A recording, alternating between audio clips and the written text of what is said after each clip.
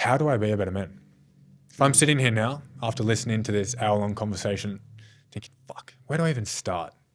How do I be a better man? Where do I start? Yeah.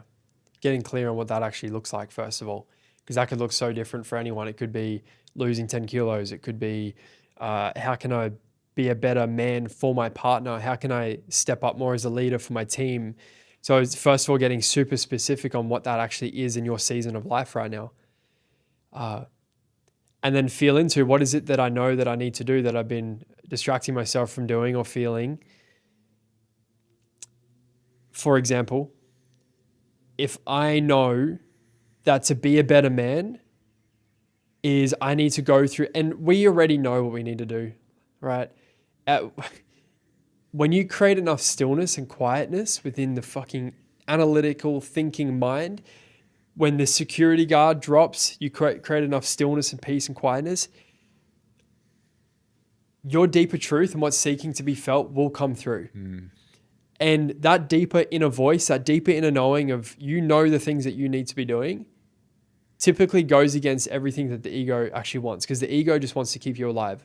The ego is, for the most part, wired for survival. And let's say you actually sitting and feeling your loneliness, right? Your ego sees that as pain and suffering. It's going to do everything in its power to avoid actually feeling that. That's why men go out there and they sleep with as many women as they can and they stay surface level, because they're actually avoiding the deeper truth that's seeking to be felt, right? Distraction. So maybe what it could look like being a better man is knowing that, going, oh shit, I know deep down there's a part of me that needs to really face himself and spend some time on his own instead of watching porn, seeking distractions, continuing to work, just seeking meaningless connections with other women, right? Maybe what I know I need to do deep down is face myself in that, and I know in that is going to be this real loneliness. Yeah, that right there, that's the deeper inner truth. That's the deeper inner knowing that he's got to actually sit with.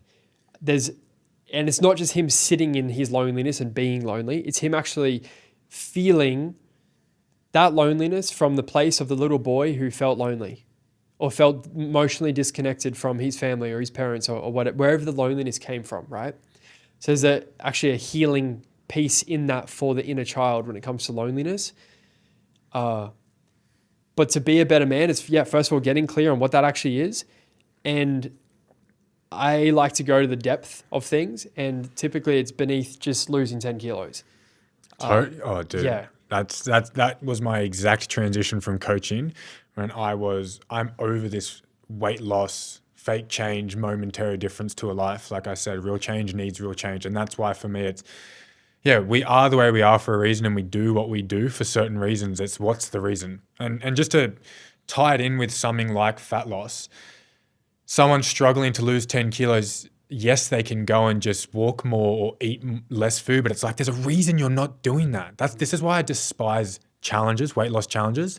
It's like anyone can change a moment, but there's a reason you're not doing it. What's the reason? Work on that, and it flows onto your life. Mm-hmm.